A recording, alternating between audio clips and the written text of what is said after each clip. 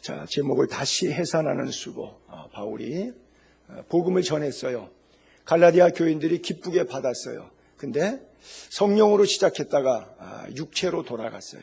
예수님의 씨앗 비유처럼 길가 같고 돌짝밭 같고 가시덤불 같아서 영 옥토가 아닌지라 들어가서 처음에는 반짝 잘 자라는 것 같은데 결실하지 못하고 시들어버리고 마는 거예요.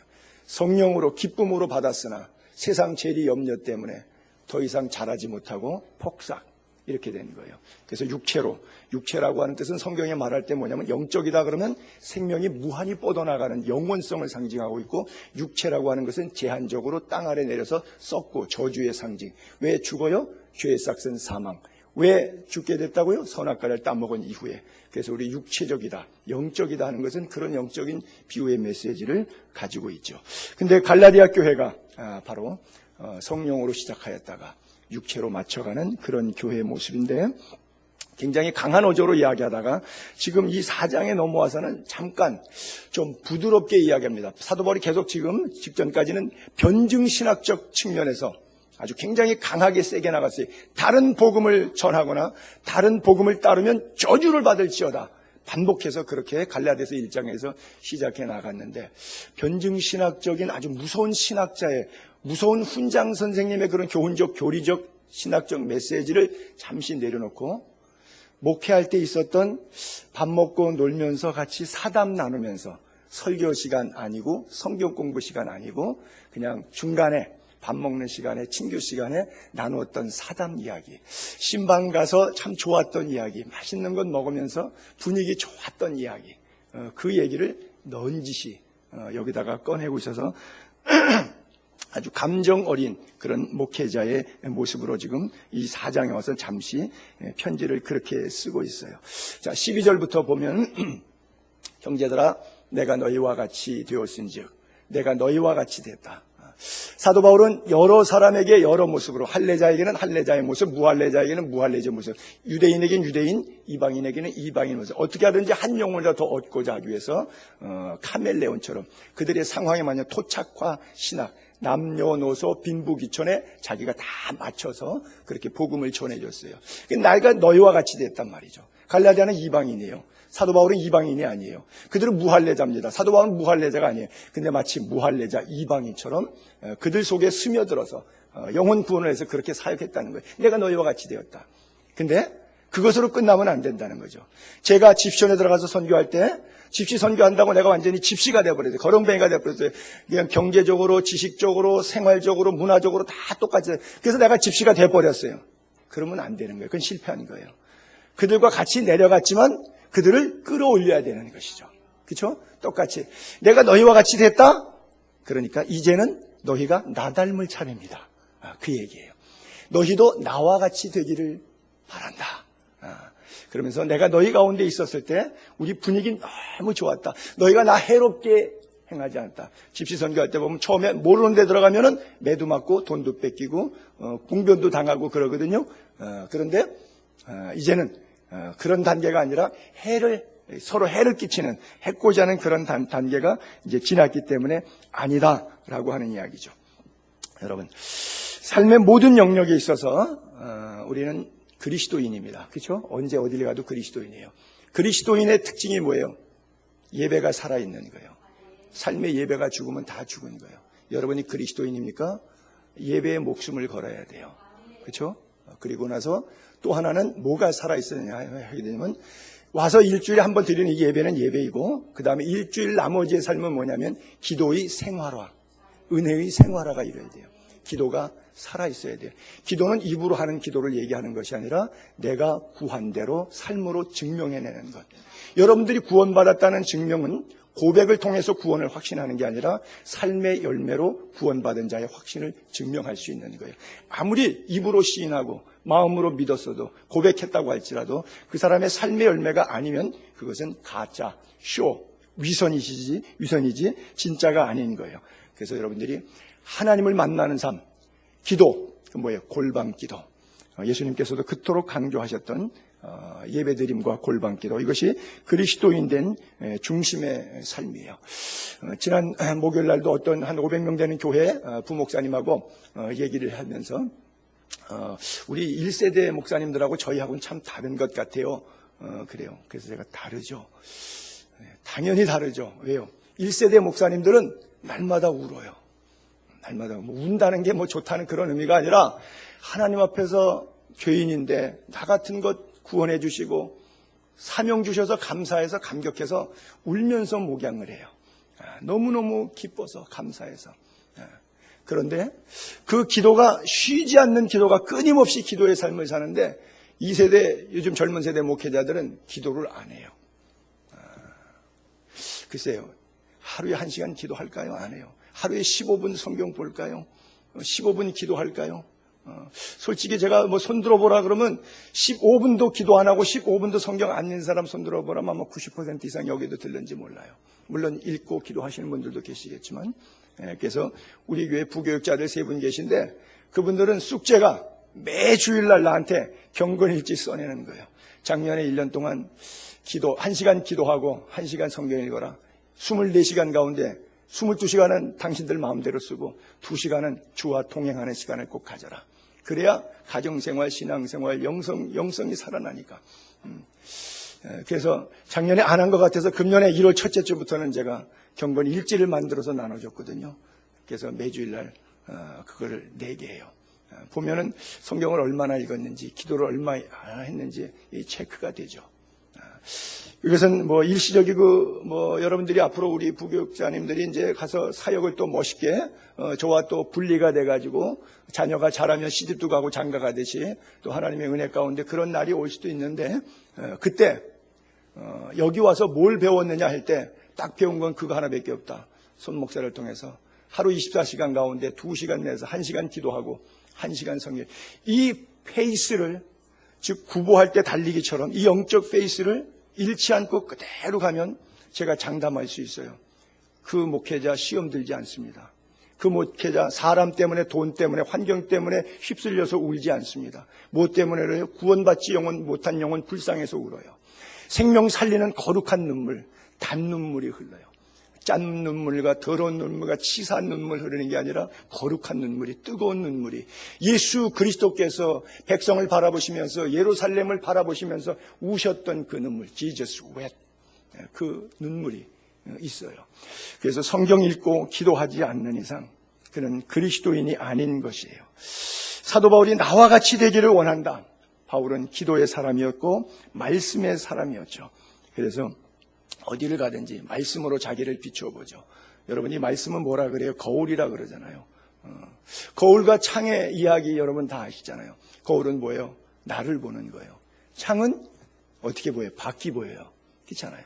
우리는 늘 하나님 말씀 앞에서 나의 부족과 나의 무능과 나의 죄와 나의 허물과 나의 잘못과 나의 실수들이 말씀 속에서 보여야 되는데, 말씀이 거울이 되지 못하는 사람은 이 말씀이 창문이야.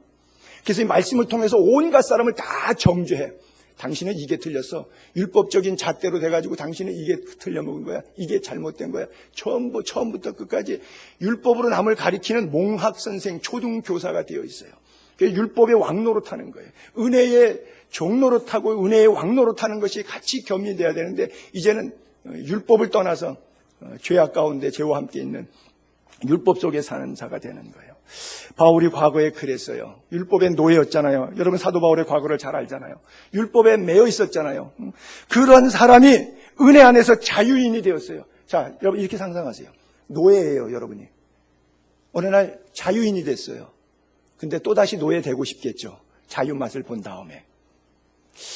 머저리 같은 인간이라 그럴까요? 정상이 아닌 사람이면 그게 가능한데, 정상인 사람은 노예 생활 쎄 빠지게 고생하다가 자유를 맛봤는데, 자유인이 됐는데, 이제 노였는데, 해방됐는데 또 노예 생활이 그리워갖고 나 노예할래요, 종할래요, 돌아간, 이게 정상입니까? 사도 바울이 자기가 그랬잖아요. 율법의 종노릇 했잖아요. 예수 그리스도의 은혜 안에서 참 자유가 됐잖아요. 이 많은 자유를 누리면서 스스로 종노릇하는 게 뭐예요? 왜 스스로 종노릇했을까요? 내가 율법의 종로로 타고 있는데 아직도 그렇게 종로로 타고 있는 인간들이 너무나 불쌍하니까 내가 스스로 종 되어서라도 그 사람을 구원해주고 싶은 마음 때문에 그렇게 한 거예요. 그런데 갈라디아 교인들이 해방됐는데, 은혜로 자유함을, 구원을 얻었는데 다시 율법으로 돌아가서 율법의 종로로 타니까, 아니 노예에서 해방시켰는데 다시 노예 생활이 더 좋다고 옛생활로 돌아가겠다고, 출애굽한 이후에 못 살겠다고 되돌아가자고 이스라엘 백성들이 모세에게 원망했듯이 똑같이 반복적으로 그러는 갈라디아 교회 교인들을 보면서 참 답답했던 거예요. 다시는 노예 생활을 안 했으면 좋겠다, 그런 거예요. 여러분, 사도 바울의 과거를 잘 표현해 준 성경 구절이 있죠. 빌립보서에 보게 되면, 자, 육체 자랑합니다. 나도 육체를 자랑할 만하다. 더욱 자랑할 만한데 얼마나 신뢰할 만한 육이냐. 할례 받은 사람이고 이스라엘, 오리지널 이스라엘 적통이고요. 베냐민 지파 왕족이죠. 시브린 중에 시브린이라 이거예요. 율법으로는 바리새인이고요. 율법의 의로는, 율법의 규정, 규율로는 흠이 없는 자, 율법을 다 지킨 거예요. 일주일에 이틀씩 금식하고 박하와 근처에 11조까지 내면서 완전히 흠이 없는 자로. 그러나 모든 것을 해로 여기면 내 주 그리스도 예수를 아는 지식이 가장 고상하기 때문이다. 그 다음에 마지막 중요한 메시지가 바로 그거예요. 내가 가진 의, 내가 그렇게 so proud, 자랑스럽게 생각하는 이유는 뭐냐는 거죠. 율법이 아니라는 거죠. 내가 율법 붙잡고 이렇게 옛날에는 왕년에 그랬다 이거예요. 예수 만나기 전에는 율법 붙잡고 이것을 왕노릇 했다 이거죠. 그러나 이제는 내 의는 뭐냐? 오직 그리스도를 믿음으로 말미암는 것. 믿음으로 하나님으로부터 난 의라고 하는 거예요. 여러분의 의가 그리스도를 믿음으로 하나님으로부터 나온 것을 믿게 되기를 바랍니다. 13절 넘어갈게요. 내가 처음에 육체의 약함으로 말미암아 너희에게 복음 전한 것을 너희가 아는 바라. 사도 바울이 1차 전도 여행을 지나갔습니다. 타우루스 산맥을 넘어가는데 거기 해발 2,000 정도 되는 거예요. 터키에 가게 되면 킬리기아 다소 바울의 출생지로부터 1차 전도여행 갈라디아 가파도기아 지역을 이렇게 루스트라 더베 이고니온이라고 하는 것을 밤빌리아 포가에서 넘어갑니다. 그런데 갔다가 병이 들었어요. 여러분 여행 중에도 병 드는 경우가 있죠. 간혹 그리스에도 성지순례 왔다가도 거기서 생명을 끝나는 분들도 있거든요. 뭐 사고로, 지병으로 그래요. 그런 것처럼 사도 바울이 최선을 다해서 열심히 했는데 과로가 왔어요. 피곤이 왔어요. 그래서 몸에 병이 오게 됐어요. 그래서 여행을 계속 해야 되는데 몸이 아프니까 몸져 눕다 보니까 못 가게 됐어요. 옛날에 뭐 의학이 발달돼 있습니까? 안 그러면 뭐 약품이 좋았겠습니까? 몸으로 때워서 낫는 거죠. 그러다 보니까 시간이 생각보다 자꾸 지체되게 됐어요. 그래서 있다 보니까 사도 바울이 온 몸을 다해서 몸은 아프지만 몸뚱이는 쑤시고 피곤하지만 그럼에도 불구하고 하나님 나 건강 회복시켜 주세요 기도하면서 늘 입만 열면 뭐 했겠어요? 복음을 이야기했죠. 갈라디아 교회가 예수 믿게 된 이유가 사도 바울이 빨리 지나가지 못하고 오버스테이 하는 바람에 몸 아픈 바람에 치병하느라고 몸 좀 다스리고 추스림하느라고 거기 좀 오래 지나게 되었어요. 그래서 육체의 약함으로 말미암아 복음 전했다. 하나님의 놀라운 선미입니다. 여러분 안 되는 것 같지만 그 속에서 하나님의 뜻을 보게 되기를 바랍니다. 빌립보의 감옥에 갇혔기 때문에 빌립보의 최초의 유럽 교회를 세울 수가 있었어요. 감옥에 안 갇혔다면 간수의 가정을 구원할 일도 없었을 거예요.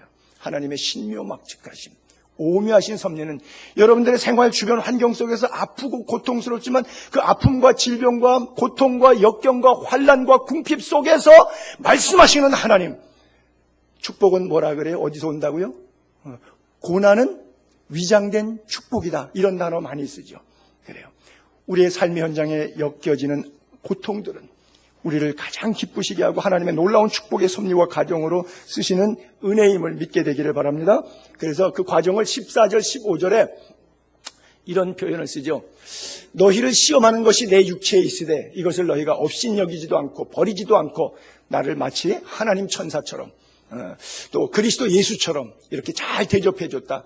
병들어서 있는 동안에 복음을 전하니까 그 복음을 듣고 예수 믿고 너무 감격스러워. 나 죽어서 지옥 갈 뻔했는데 사도 바울이 몸 아파서 전도하는 바람에 내가 천당 가게 됐다. 그래서 야 사도 바울 목사님 너무 고맙다. 막 하나님의 천사처럼 보이고 막 예수 그리스도처럼 막 보여갖고 막 대접하는 거예요. 식사 대접하고 병수발 들고 굉장히 극진하게 보살폈어요. 그래서 너희의 복이 지금 어디냐? 이 행복감이 없다는 거예요. 그 기쁨.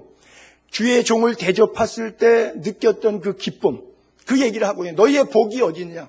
하나님의 종을 섬겨서 하나님께서 허락해서 놀라운 축복들, 경험들 있죠. 다 날아갔어, 그거. 이제는 주의 종하고 싸우고 있거든. 갈등 겪고 주의 종 미워 죽겠거든.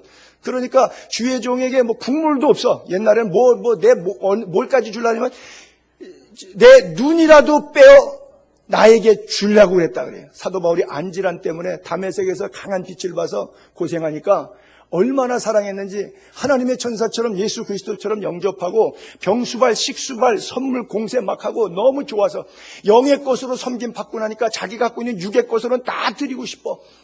그래서 심지어 이걸 다 주는 게 아니라 자기 목숨까지 주고 싶은 거예요. 왜? 사람이 눈이 자기밖에 없는데 사도 바울에게 빼가지고 안구, 이식 수술해주면 자기는 어떻게 되는 거예요? 자기는 맹인되는 거 아니에요. 그런 마음까지도 목회자에 대한 사랑을 품었어요. 사도 바울이 지금 교리적 신학적인 얘기를 하다가 갑자기 옛 사랑을 추억하는 거예요. 내가 병들어서 이렇게 연약한 가운데 있는데 사람들이 그러잖아요. 목사가 병이 들면 성도들을 위해서 기도해주면 기도해서 지병이나 낫지.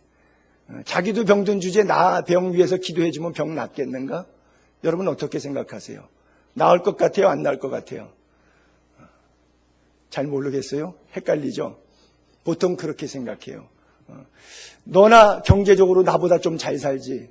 나보다 가난한 것이. 교육자애들에 대해서. 너는 나보다 더 병약한 것이. 나보다 지식도 공부도 더 못한 것이. 이렇게 다 사람들은 똑같아요. 그래서 너희를 시험하는 것이 내 육체 가운데 있단 말이에요. 사도 바울이 병들어 있으니까.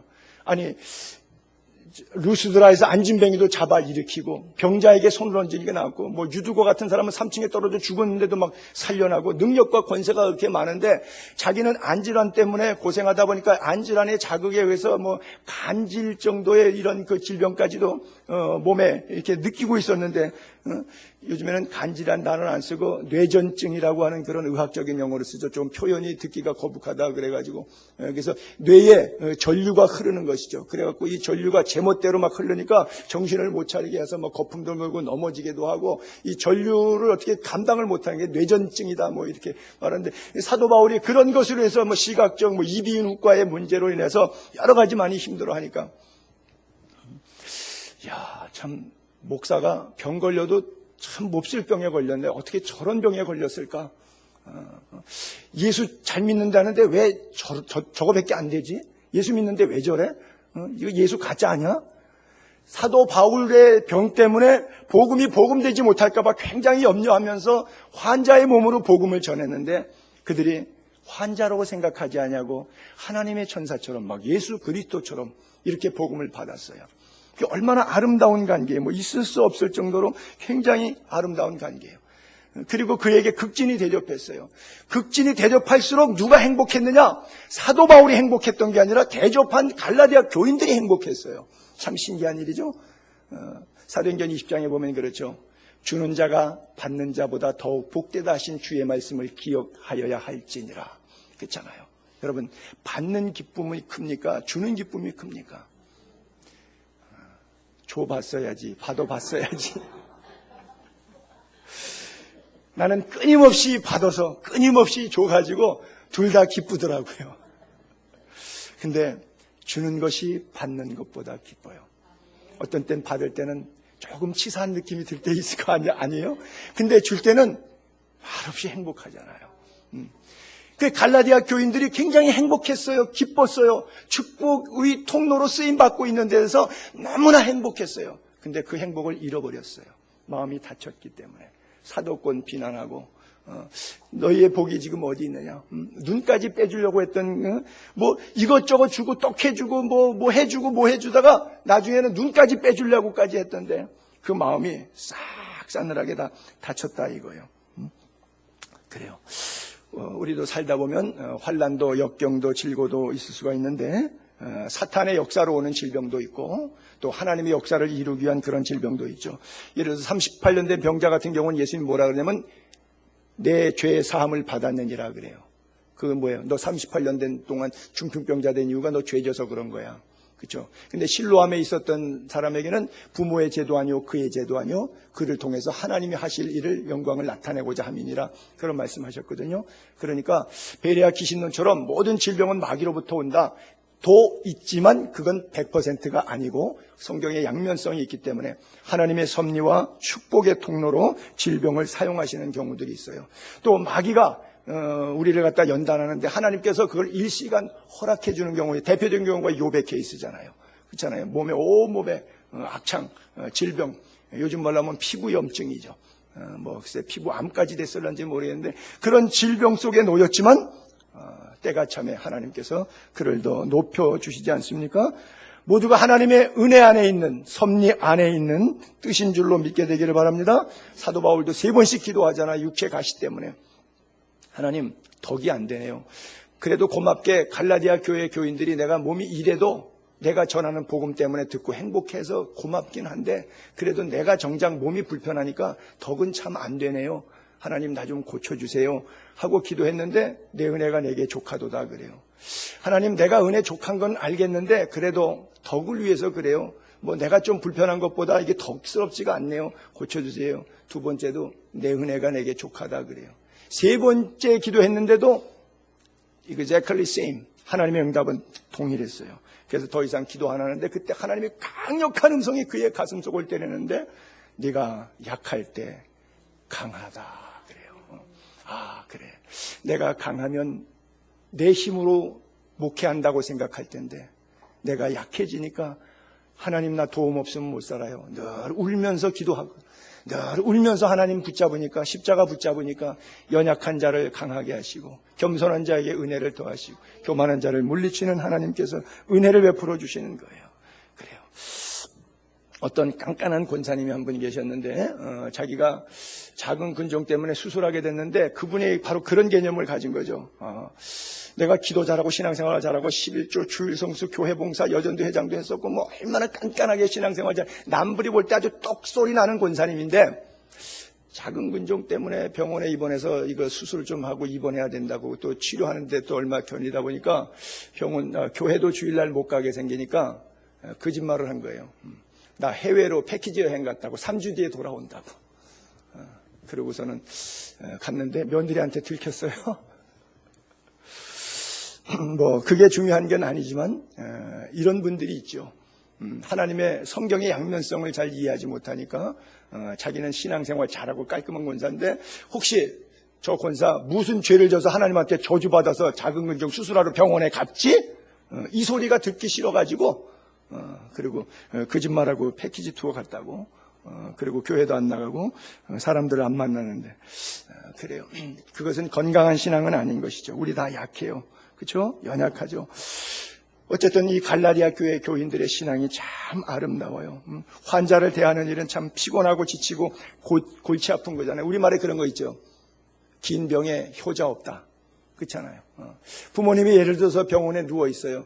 근데 그 부모님이 가난하다. 그러면 뭐예요? 병원비 때문에 어차피 사실 만큼 사는데 빨리 돌아가셨으면 이렇게 생각해요. 그 부모님이 혹시 좀 돈이 있어요. 반대로. 그러면 이왕 돌아가실 건데 그냥 빨리 돌아가시면 하루라도 유산이 나한테 더 빨리 들어오니까 좋겠다. 이런 생각까지. 이래도 저래도 부모가 빨리 죽었으면 좋겠어. 그렇죠? 그러면 돈이 웬수야? 그래요. 긴 병에 효자가 없다고 그러는데 이렇게 갈라디아 교회 교인들은 자기 혈육도 아니고 부모도 아닌데 사도 바울을 정말 상상해 보세요. 몸이 아파서 여행이 불가능해진 사도 바울을 영접해갖고 그렇게 숙식을 제공하면서 눈알까지 빼서 이식 수술해주고 싶을 정도로 그렇게 섬긴 사람들.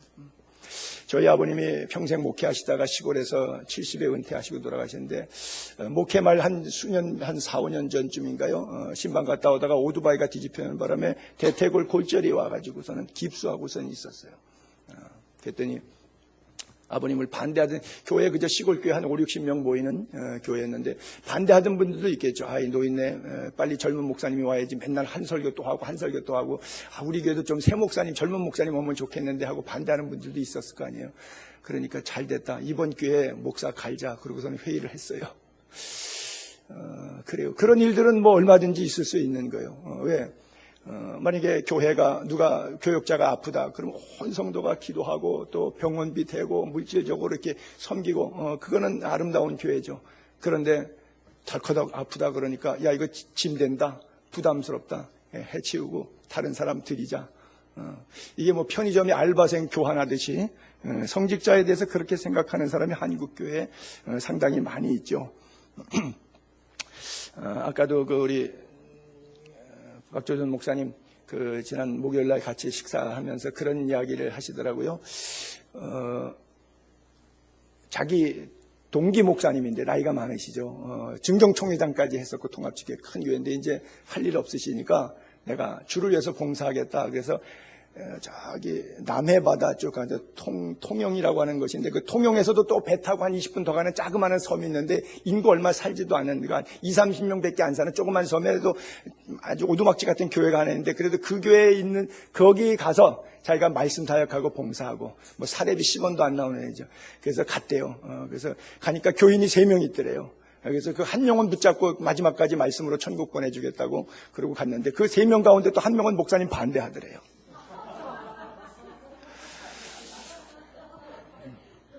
우리가 들을 때는 황송하고 고맙지 않아요? 아니에요. 우리 다 반대하는 한 명 가운데 한 사람이에요.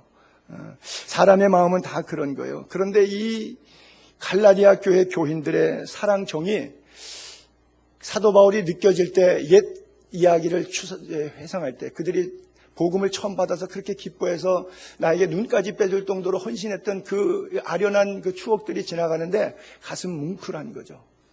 참 고마웠던 사람들인데 왜 그 사람들이 지금은 그 복을 다 잃어버렸나? 그 행복감, 그 기쁨 왜 다 잃어버렸나? 그래요.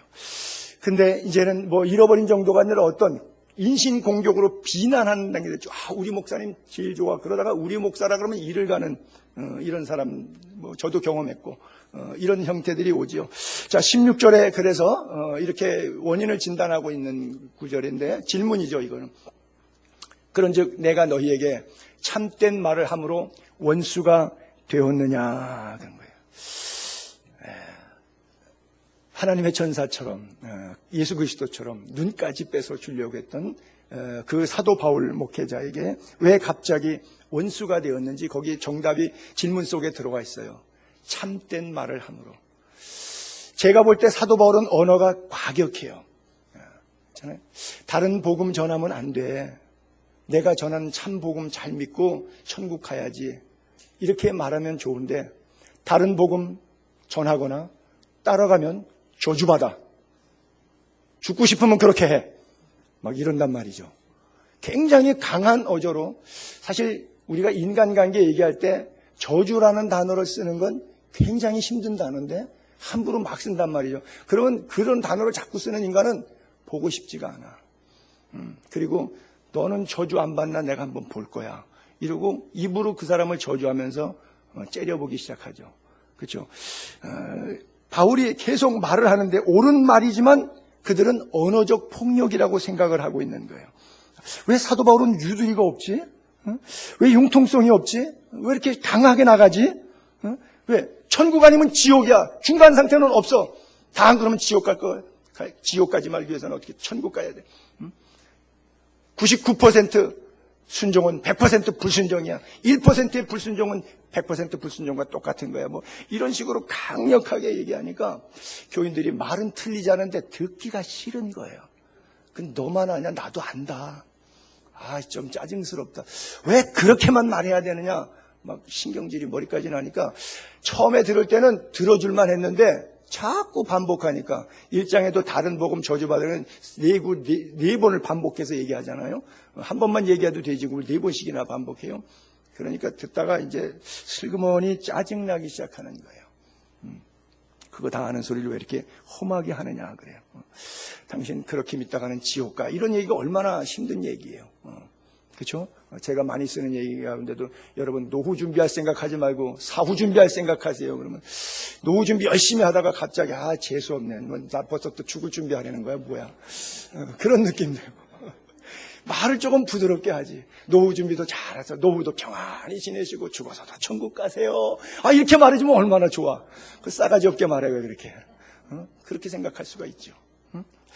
자, 세례 요한의 설교, 예수님의 설교와 똑같은 설교였는데 세례 요한이 말합니다. 많은 바리새인들, 사두개인들이 세례 베푸는데 요단강으로 나오는 걸 보고 뭐라 그러면 사람들이 자기 옆에 오는데 자기 옆에 오는 사람한테 냅다 대고 소리 지르는 거예요. 덕사의 자식들아. 천하의 무식한 세례 요한, 그렇죠? 사람이 그래도 그게 아니지. 좀 앉아서 조곤조곤 얘기해보고 말 안 들으면 그래야지.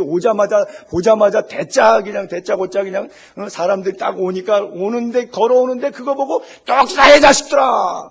누가 너희를 가리켜 임박한 진노를 피하라 했더냐. 진노 받아라. 그거죠. 그렇죠? 그러므로 회개에 합당한 열매를 맺고 속으로 아브라함이 우리 조상이라고 생각하지 말라. 내가 너희에게 이르노니 하나님이 능히 이 돌들로도 아브라함의 자손이 되게 하리라. 이미 도끼가 나무 뿔에 놓였으니 좋은 열매 맺지 않은 나무마다 찍혀 불에 던지리라 그랬어요. 이게 뭐예요? 돌같이 이 강팍한 것들아, 이 독사의 자식들아, 불에 던지리라. 지옥에나 가라. 여러분, 사람을 면전에다 대고서는 손삿대질을 하면서 오고 있는데 걸어오는 사람한테 그런 얘기를 했다고 생각해 보세요.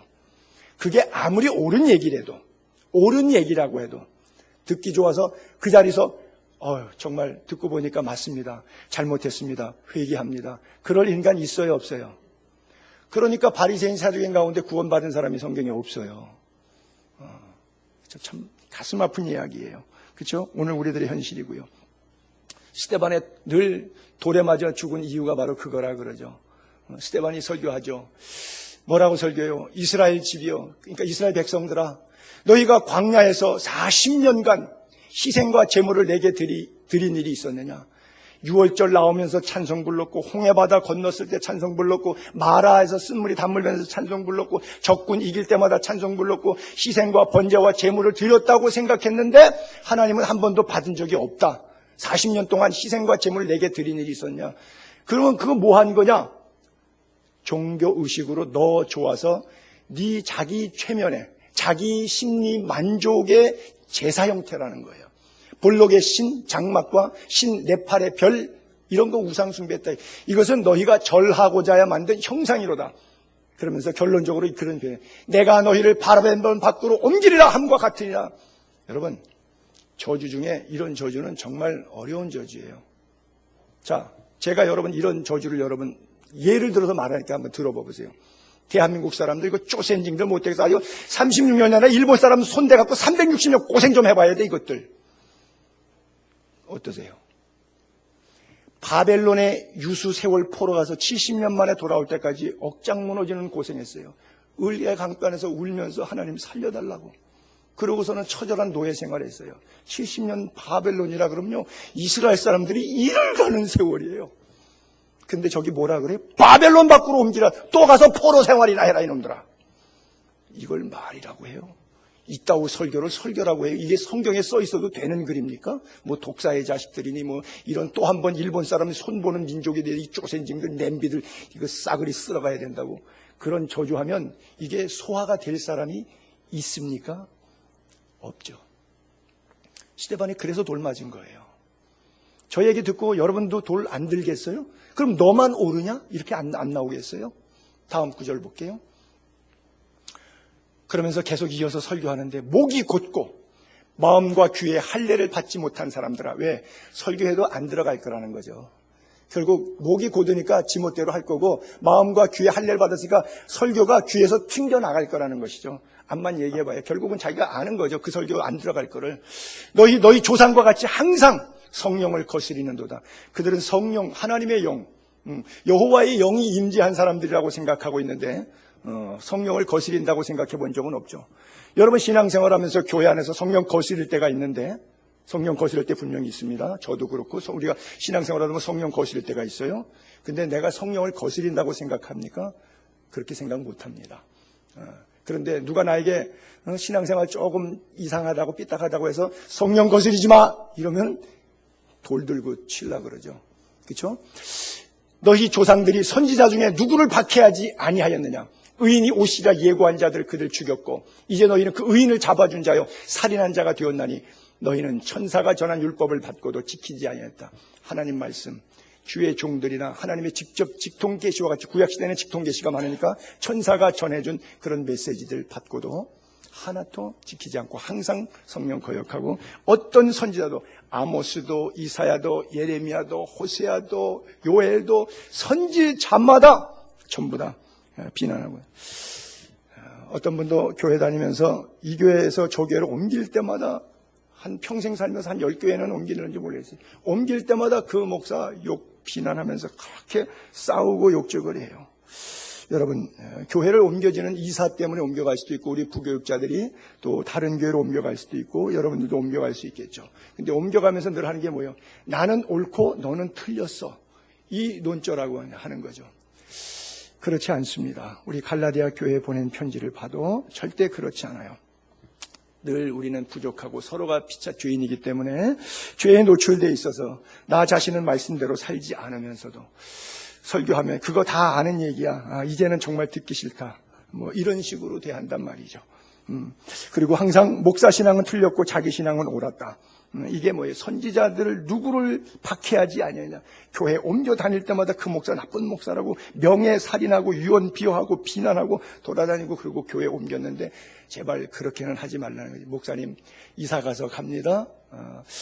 평안히 계시고, 또 제가 시간 되면 찾아뵙겠습니다 이러고 와서 인사하고, 그리스도 안에서 천국에서 또 만날 건데 그 사람 이단이라서 지옥 갈 거 아닌데 내 감정하고 나하고 다르다고, 신학적인 교리적인 해석이 다르다고 해갖고서는 뭐 영이 다르다. 여러분, 제가 늘 많이 강조합니다만, 영이 다른다는 것은 영은 두 개밖에 없어요. 악령과 성령. 그럼 영이 다르다는 것은 한 사람은 뭐예요? 악령이라는 거예요. 왜? 내가 악령은 아니잖아요. 그렇게 말하는 사람이 자기가 악령인가요? 그럼 그 사람이 성령이네. 맞는 거죠. 그거는 맞는 거예요. 근데 영이 다르다라고 말할 때 그 사람이 말하는 사람, 당사자는 상대를 악령이라고 말하고 있는 거예요. 영이 다르다고 말하면 안 돼요. 신학적으로, 교리적으로 이해하는 차이의 강도가 다르다. 이것을 영이 다르다. 함부로 이렇게 말. 영은 딱 둘밖에 없어요. 성령과 악령. 그럼 다른 영이면 뭐예요? 뻔한 거예요. 그렇기 때문에 우리가 언어도 그런 면에서 좀 주의할 필요가 있죠. 이 사도 바울이 이런 류의 강력한 메시지, 설교들 때문에 결국 갈라디아 교인들하고 원수지간이 됩니다. 너무 융통성이 없다. 꽉 막혔다. 사도 바울 입장에서는 그런 비난과 조소를 받지만 양보할 수 없는 것이 자기의 것이 아니라 성경이기 때문에, 제가 여러분들이 와갖고 목사님 자살해도 돼요? 자살해도 지옥 안 가죠? 라고 물으면 제가 성경의 잣대로 말씀해 드려야 돼요. 이혼해도 돼요? 안 돼요? 제가 성경으로 말씀드릴 수밖에 없어요. 그렇죠? 그 사람의 상황과 형편이 다 다르기 때문에 접근법이 다 다를 수 있어요. 그러나 내가 드릴 수 있는 것은 성경밖에 없어요. 그렇죠? 근데 그것이 자기가 처한 상황하고 다르면 성경으로 받는 것이 아니라 목사가 얘기한 것으로 받고, 또 다른 목사 찾아갑니다. 자기에게 정답을, 자기가 원하는 대답을 줄 수 있는 목사가 3명, 4명, 5명 계속 상담을 이어가서 결국 자기가 원하는 답을 얻어낼 때까지, 그리고 그 답은 성경이라고 생각하는 거예요. 우리들의 신앙 형태가 대부분 이렇게 흘러가고 있어요. 왜? 신학적으로 정립이 되어 있지 않기 때문에 그래요.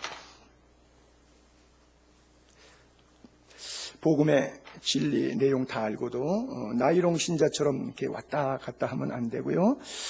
정말 습관적으로 미성숙한 그런 모습으로 살면 안 되고, 기쁨으로 신앙생활하는 그런 삶을 살아야 돼요. 참 초대교회의 모습들, 또 한국 기독교가 전래될 당시의 모습들, 저희 경신고등학교 선배 가운데 110년 된 교회를 목회하시는 그 최갑도 목사님이라고 성례교회 목회하시는데, 그 교회 가면 1층에 교회 100년 됐으니까 역사 박물관이 있어요. 거기에 당회록이 있어요. 저희 교회도 짧지만 지금 21차까지 회의를 한 당회록이 컴퓨터의 파일에 들어가 있는데, 어쨌든 이게 역사가 되다 보니까 110년 된 교회니까. 근데 옛날 시대 당회록이니까 거기에 보니까 제가 사진도 찍어 왔는데 그렇게 써 있어요. 당회를 했는데 내용 가운데 그런 게 있어요. 어떤 남자가 아낙네들 빨래터에 가갖고 오래 앉았고 이렇게 똥너머로 자꾸 쳐다보고 있는 거예요. 걸렸어요, 목사님한테. 그래서 목사님이 당회를 열었어요.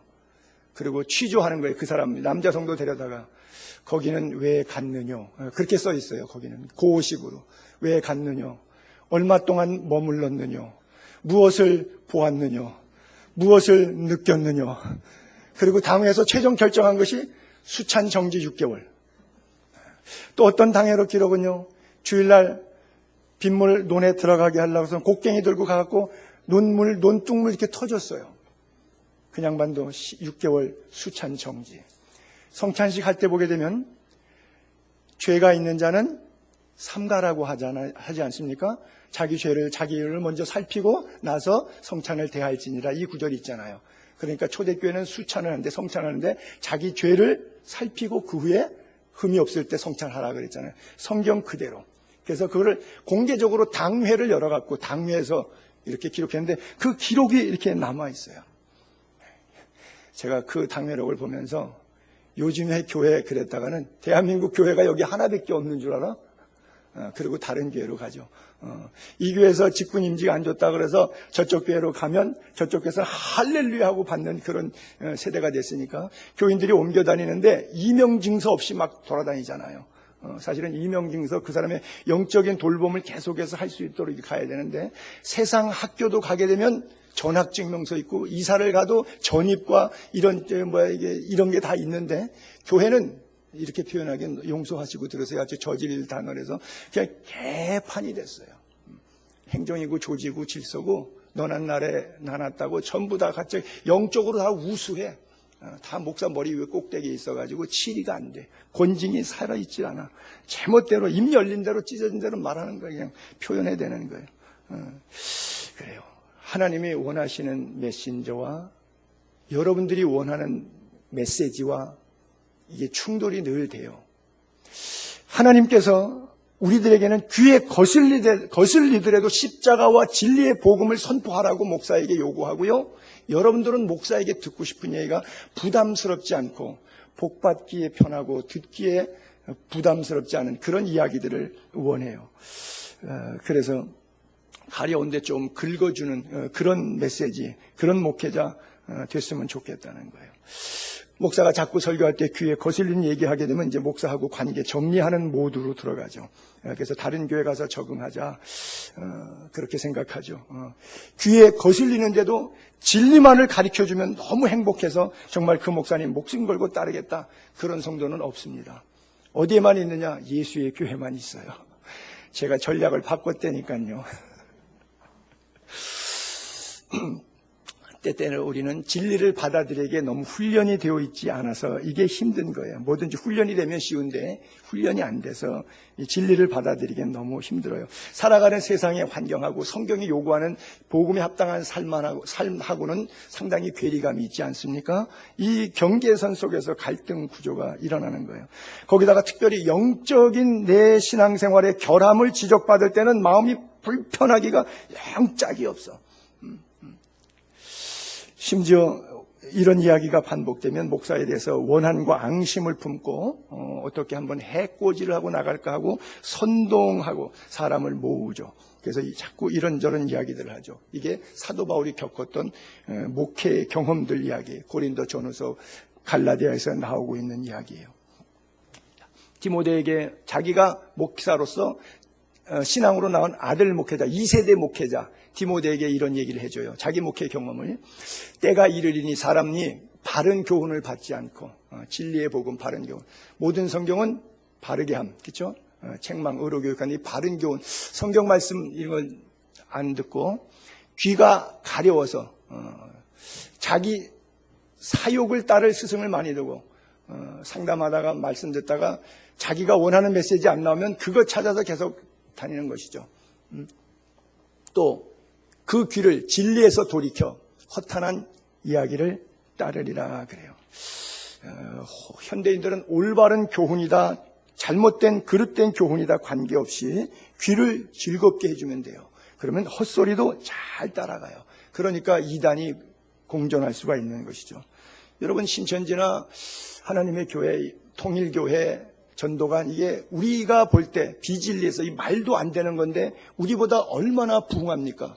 영적으로, 또 그 영은 악령이지만 경제적으로, 인적 팽창, 굉장히 진리의 복음이 잘 안 되는데 오히려 비진리는 더 잘 되는 그런 느낌이 들 정도예요.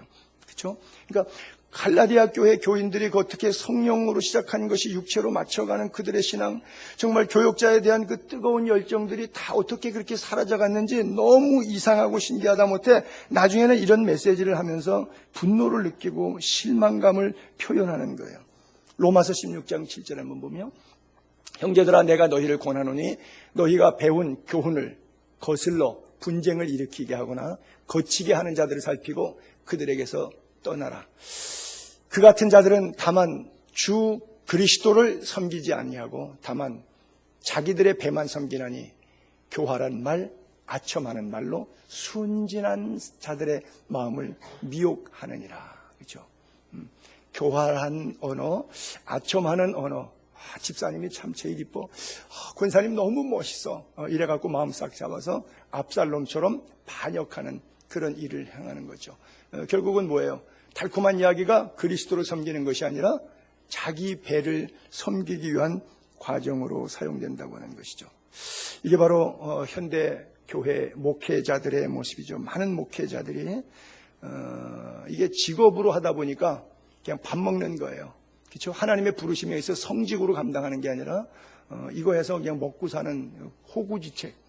그러다 보니까 교인들 내 편 만들고 코드 인사 만들고 우리 교회는 그래도 감사한 것이 저를 중심으로 다 따라서 이게 파가 전혀 없어가지고 참 감사한데, 교회가 역사가 좀 오래되다 보면 이게 파가 있어가지고 주님께로 향하게 만들지 않고 목사의 설교에 은연중에 나를 따르게 만들어가는 거예요, 메시지를요. 그래서 바른 교훈에서 이탈되는 그런 메시지를 하죠.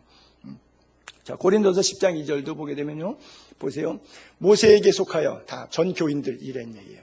구름과 바다 가운데 세례받았죠. 모두가 같은 신령한 음식 먹었죠. 모두가 같은 신령한 음료를 뒤따르며 신령한 반석으로부터 마셨으니 그 반석은 곧 그리스도라. 자, 예수 안에 살아요. 한 교회 다녀요. 한 공동체를 이루었어요.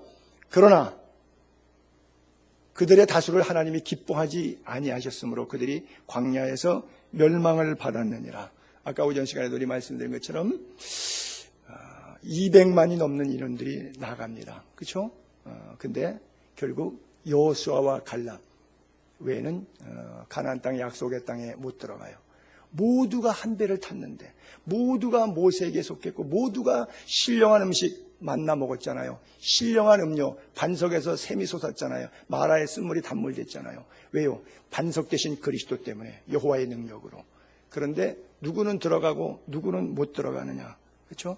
정탐꾼 이야기라든지 고라의 폐역 이야기라든지 10명의 문둥병 가운데 예수님이 나머지 9은 어디 갔느냐고 물을 때 오병이어의 현장에 그 다음에 예수님께서 하늘로부터 내려온 떡이요 산떡이요 생명의 떡이니 너희가 나를 먹지 않으면 하나님 나라 갈 수 없다. 나는 참된 음료요 참된 양식이라 설교했더니 우리가 왜 식인종이가 예수할 뜯어먹게 그러고 다 흩어져 버리고 나중에 얼마 있다가는 십자가에 못 박으시오, 십자가에 못 박으시오. 이것이 오병이어를 먹었던 군중들의 부한해동하는 군중의 심리라고 하는 것이죠. 하나님은 의로운 소수를 오늘도 찾고 계심을 믿게 되기를 바랍니다. 그래요. 자, 17절 또 넘어갈게요. 그들이 적그리스도 거짓 교사들입니다. 너희에게 대하여 갈라디아 교인들을 꼬시려고 열심히 내는 것은 뭐 밥 사주고 불러다가 뭐 선물하고 뭐 굉장히 잘해줘요. 막 친절하게 해주고 뭐 사업한다 그러면 뒷돈도 뭐 밀어주고요. 뭐 좀 돈도 꿔주고요. 뭐 그냥 너희에 대해서 막 열심히 내요. 그래서 감정을 환심을 싸는 거예요. 근데 알고 보니까 좋은 뜻이 아니야. 배경에 다 뭐 깔려 있는 게 있어. 그 다음 작전이 그에게 들어가기 위해서 포석을 까는 거야. 뭐예요? 오직 너희를 이간시켜. 성도들하고 목회자 사이를 이간시키는 거예요.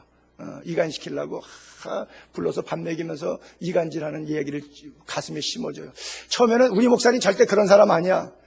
10번만 들어보세요. 100% 확신합니다. 다 넘어갑니다. 그건 되게 돼 있어요. 왜? 사람은 망할 때 귀부터 망하기 때문에. 아니라고 두세 번만 듣다가 글쎄 확인해 봐야 되겠는데 10번만 되면 맞아. 어쩐지 그럴 줄 알았다니까 내가. 이렇게 되는 거예요. 그들에 대하여 열심을 내게 하려 합니다. 여러분, 열심이 굉장히 중요한데 잘못된 방향으로 되는 열심. 여러분, 부산인 줄 알고 차를 탔는데 목포로 간단 말이에요. 그 목포로 가기 위해서 더 빨리 더 열심히 간 것만큼 되돌리려고 그러면 더 힘들어지는 거예요. 그렇잖아요. 목표는 방향이지 속도가 아니라 그러잖아요. 그 열심. 동기가 불순한 갈라디아 교회 교인들의 지도자들이 교인들을 사도 바울에게서 끊어내려고, 그리고 자기 멋대로 목양하려고, 즉 자기 배를 채우는 목회하려고 이런 불순한 동기로 이런 거죠. 보면 한국교회 병폐 가운데 이런 현상들이 많죠. 교인이 목사에게 잘 보이죠. 왜 잘 보이죠? 뭐 권사도 되고 장로도 되고 때가 되면 뭔가 좀 돼야 되니까 교인이 목사에게 얼마나 잘하는지 몰라요. 반대로 또 목사는 또 교인에게 또 잘해요. 왜? 뭐 하고 싶은 게 있는데 그거를 이제 꼬드겨 가지고서는 뭐 좀 이제 내게 하고 하게 하고 뭐 섬기게 하고 하려고 서로 피차마차 역마차. 이게 뭐예요? 강도의 구렬. 장사하는 거죠. 이것은 신앙생활이 아니라 장사하는 거예요. 목사든 성도든 문제 속에서는 뭘 해야 되냐면 머리를 숙여야 돼요. 무슨 말이에요? 기도해야 돼요. 골방에 들어가야 돼요. 근데 머리를 숙여야 되는데 이 머리를 돌리죠. 잔머리 돌린단 말이에요. 잔머리 쓰는 거예요. 그렇죠? 여러분, 저나 여러분이나 우리는 머리를 숙이는 자가 되지 머리를 돌리는 자가 되지 않기를 바랍니다. 아브라함 링컨이 미국의 대통령 됐는데 수없이 떨어지고 낙선하고 실패하고 좌절 속에서 결국은 16대 미국 대통령 됩니다. 노예까지 해방시킵니다. 기자들이 드라마틱한 그 인생 역전의 스토리를 가슴에 안고 성공의 비결을 묻습니다. 아브라함 링컨이 그래요. 마귀는 끊임없이 내 가슴에 와서 포기하라. 떨어졌다, 낙선했다, 안 됐다, 망한다. 포기하라. 하나님은 끊임없이 내 가슴에 들려주는 것이 더 큰 일을 행하리라. 그거 안 됐다고 실망하지 마라. 더 큰 일을 행하리라. 근데 둘 다 내게 음성을 줬는데 나는 마귀 말 안 듣고 하나님 말을 들었다. 그래요. 여러분, 정말 안타까운 것이 하와가 하나님 말 안 듣고 사탄의 말 들은 것 때문에 우리 합동으로 망하지 않았어요? 사도 바울이 그것을 고린도 교회에 예를 이렇게 들었잖아요. 고린도후서 11장에 보게 되면 뱀이 그 간계로 하와를 미혹한 것처럼 너희 마음이 그리스도를 향하는 진실함 깨끗함에서 떠나 부패할까 두렵다. 만일 누가 가서 우리가 너희에게 전하지 않은 다른 예수를 전파하거나 혹은 너희가 받지 않은 다른 영을 받게 하거나 혹은 너희가 받지 않은 다른 복음을 받게 할 때는 너희가 잘 용납하는구나. 바울은 이게 너무 신기한 거예요. 자기는 그렇게 해산에 수고를 하고 땀 흘려서 해도 받다가도 해딱 넘어지고 신앙생활 목사님 설교 들으니까 그렇게 살아야 되고 믿음으로 했다가도 일주일 만에 돌아올 때 보면 마귀한테 져갖고 처절하고 아주 비참하게 찌그러진 모습으로 또 돌아오고 너무너무 힘들어. 참 잘 안 되는데 다른 예수, 다른 영, 다른 복음을 전하는 사람은 딱 한 번만 해도 쫙 빨려 들어가서 거기 전 재산 바치고 얼마나 잘 용납하고 잘 따르는지 몰라요. 이단들이 전부 다 그래서 가정 파괴되는 가정이 얼마나 많아요. 경제 파탄되는 가정들이 얼마나 많아요. 사도 바울이 권면합니다. 18절에 좋은 일에 대하여 열심으로 사모함 받은 내가 너희를 대하였을 뿐 아니라 나 있을 때도 그렇고 나 없을 때도 좋은 일, 선한 일에 힘쓰도록 해라 그래요. 사실 하나님의 일, 좋은 일은 힘듭니다. 그러나 마귀의 일은 쉽고 아주 달콤하죠. 주님은 때때로 말도 안 되는 그런 명령, 상황에 맞지도 않는 것을 순종하라 그래요. 대표적인 것이 아브라함에게 아들 이삭 100세 낳은 것을 117세가량 됐을 때 바치라고 하는 거예요. 여러분, 이게 상식적으로 말이 안 되는 얘기 아닙니까? 하나님은 때때로 우리의 신앙의 삶 가운데 우리가 이해할 수 없는 말씀으로 우리의 삶을 이끌어 가실 때가 있어요. 원치 않는 삶.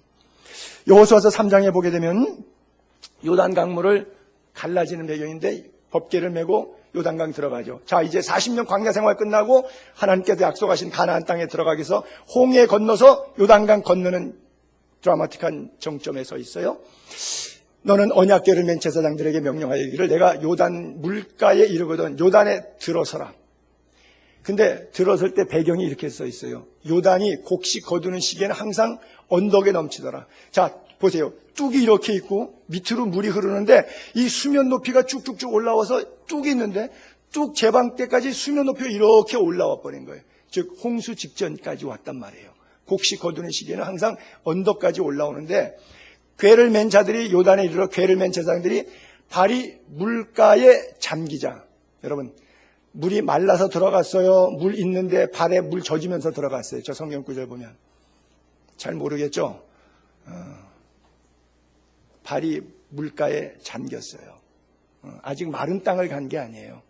여러분 보고 이거 순종하라 그러면 물에 빠져 죽는 거나 마찬가지인데 순종하겠어요? 여기다가 법계 메고 가뜩이나 미끄러운데 물속으로 들어가라 그러면은 나중에 들어가면 물이 닿으면 젖지만 하나님이 다 드라이 시켜줄 거야. 가. 그러면 갈 수 있어요? 발이 물에 잠긴 다음에 물이 마르기 시작했어요. 이게 힘든 거예요.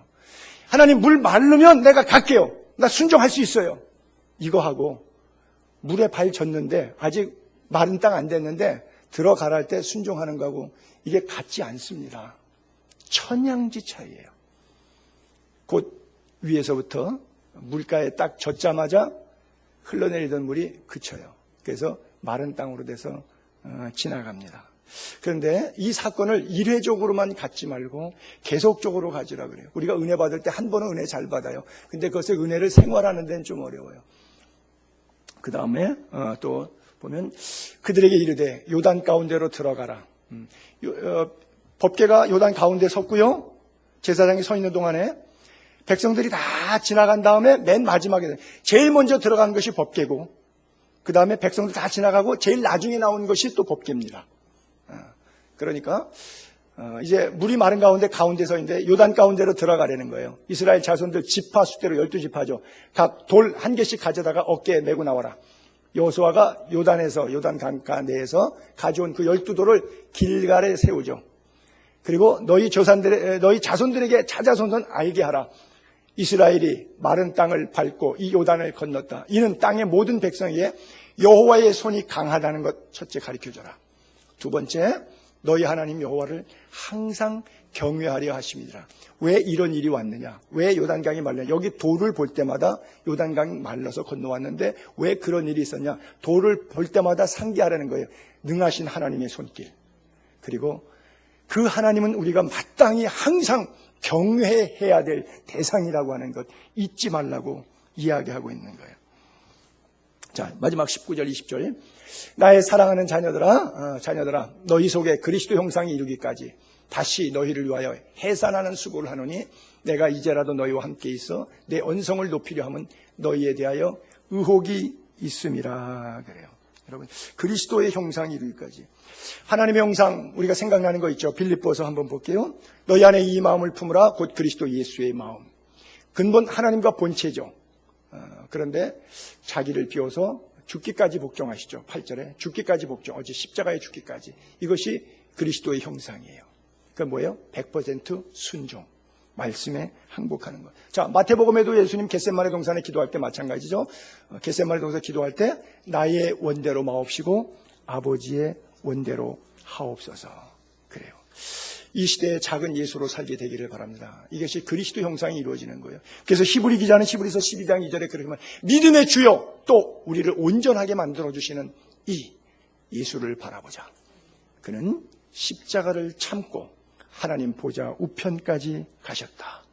여러분 인생의 신앙생활하다가 다가오는 여러분 개인적인 십자가를 참고 하나님의 보좌 천국까지 올라갈 수 있게 되기를 바랍니다. 네, 그래요. 해산하는 수고를 다한다 그래요. 여러분 결론의 메시지입니다. 해산하는 수고를 다하는데 그가 언성을 좀 높인다 하는 그런 표현이 있어요. 여러분 사도 바울이 좀 목소리를 높이는 거예요. 좋은 교회 없습니다. 좋은 교회 다니려고 이 교회도 가고 실망하고 저 교회도 실망하는데 좋은 교회 없습니다. 지구상에는 다 투쟁하는 교회이기 때문에요. 또 좋은 목사 없습니다. 저한테 기대하지 마세요. 거울 봐도 좋은 목사 아니더라고요. 너무 날카롭게 생겼어. 잘못 옆에 갔다가는 비겠어. 보는 것만으로도 피곤해. 듣는 건 더 피곤하고. 좋은 목사 없습니다. 기대하지 마세요. 여러분이 왜 저한테 실망하신 줄 아십니까? 괜찮은 목사인 줄 알고 기대했기 때문에. 애초에 괜찮은 녀석이 아니라고 생각했으면 실망 안 했어. 그래도 우리 목사님만큼은 괜찮은 사람인 줄 알았어. 저는 잘못 안 했는데 여러분이 기대를 높이 잡아서 실망한 거예요. 나 죄 없어요.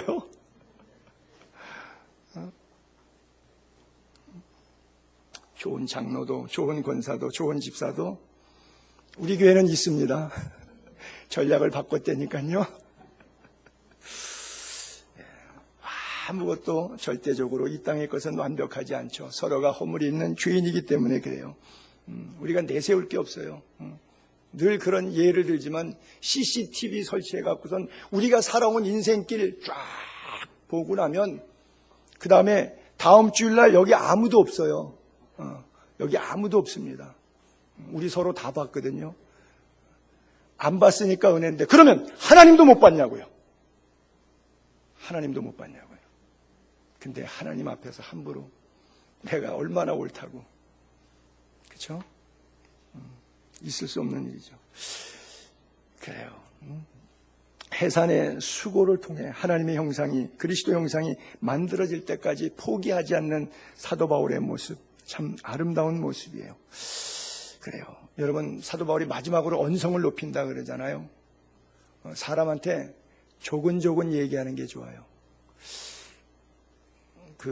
어떤 드라마에서 그랬는데 막 싸우니까 막 딸내미가 막 소리를 지르니까 그 아버지가 그러더라고요. 딸의 이름을 부르면서 얘야, 네가 네 의견을 상대방에게 설득시키려면 음성을 낮춰야 된다 그러더라고요. 그래요. 여러분, 여호수아서 6장 3절을 볼게요. 여리고성을 돌아서 무너지는 그 장면, 소리를 낼 때와 소리를 안 낼 때, 너희 모든 군사는 그 성을 둘러 성 주일 매일 한 번씩 돌되 엿새 동안 그렇게 돌아라. 그리고 4절에는 빨간 글자만 읽을게요. 7째 날에는 그 성을 7번 돌아라. 자, 하루에 한 번씩 6일 동안 돌았으니까 6번이에요. 7째 날은 7바퀴 돌았어요. 모두 몇 바퀴예요? 너무 어렵죠? 그냥 제가 가르쳐 드릴게요. 13바퀴입니다. 13바퀴예요. 잘 기억하세요. 성경을 태초부터 읽어보셨어야 알죠? 여호수아가 백성에게 명령하여 이르되 너희는 뭐 하지 말래요? 소리 내지 말래요. 외치지 말며 음성을 들리게 하지 말라. 입에서 아무 말도 내지 말라. 똑같은 말이에요. 저건 한 말이에요. 뭐예요? 침묵. 합주기가 됩시다. 합. 그 말이에요. 쉬운 말인데 왜 3번씩이나 열거법, 강조법, 반복법을 사용하고 있나요? 너무너무 중요한 거예요. 한마디면 돼요. 침묵하세요. 근데 왜 그렇게 잔소리가 많아? 하나님이 우리에게. 근데 외치라 하는 날에 외칠지니라 그랬어요. 보세요. 여러분, 백성이 나팔 소리 들을 때 크게 소리질러 외치니 성벽이 그때는 무너졌어요. 하나님이 마지막 13바퀴 돌 때까지 입 다물라 그랬어요. 저는 개인적으로 그런 생각을 해요. 200만 명 되는 사람들이 그 성을 막 돌잖아요. 그러니까 얼마나 제잘제잘돼서 한 사람이 한마디 하면 엄청난 잡음이에요. 이거 왜 우리가 돌아야 돼?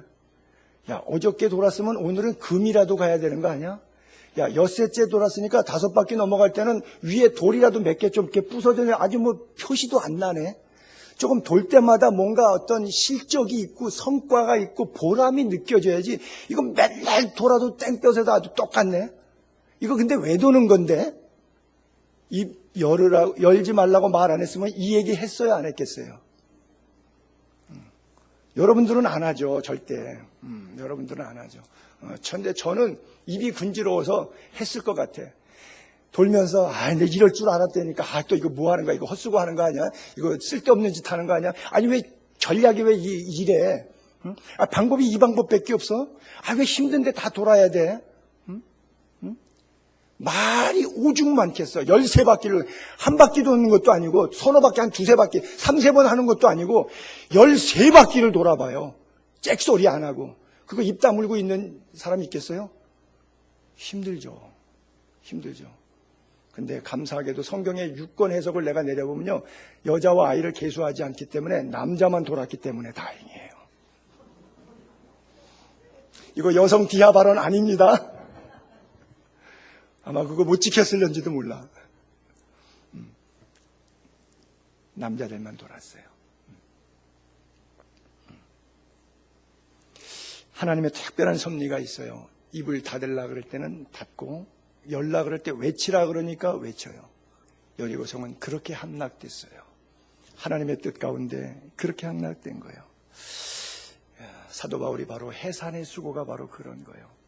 힘들지만 하나님의 말씀에 순종하는 거예요. 여러분, 그냥 질문 하나 해볼게요. 해산, 수고입니까? 기쁨입니까? 그렇죠. 바울이 복음을 전했는데 성령으로 시작했다 육체로 마치고 또다시 전하는데 뭐 비난 오고 엔초면 그렇게 잘하더니 관계 불편해지고, 그런데도 끊임없이 그들을 끈질기게 사랑해서 갈라디아 교회에 또 편지를 보내서 그들을 해산의 수고를 다하면서 복음으로 다시 말씀으로 세워주잖아요. 정말 목회자의 모습으로 가장 아름다운, 가장 헌신적인, 그렇게 속생이는 교인들, 자기를 욕하고 비난하는 교인들을 다시 세워주기 위해서 애 낳는 거, 해산의 수고를 다 해갖고 다시 일으켜 세우려고 몸부림치면서 노력하잖아요. 바울의 목양의 모습이 너무 거룩해 보이지 않습니까? 그 해산하는 수고를 다 해요. 그런데 해산을 수고로 느끼지 않기 때문에 그래요. 생명 나오면 생명 낳은 기쁨 때문에 아이 엄마가 애 낳는 고통을 잃어버린다 그러죠. 그렇게 수고해서 해산의 고통을 새 생명이 또 하나 구원받으면 그 기쁨이 말할 수 없어서 너무 행복해서 그 해산의 수고를 또 하고 욕먹으면서 또 목회 현장에 서서 눈물로 기도하고 복음을 전하고 있는 거예요. 여러분들의 삶이 그와 같이 거룩해지기를 주의 이름으로 축복합니다.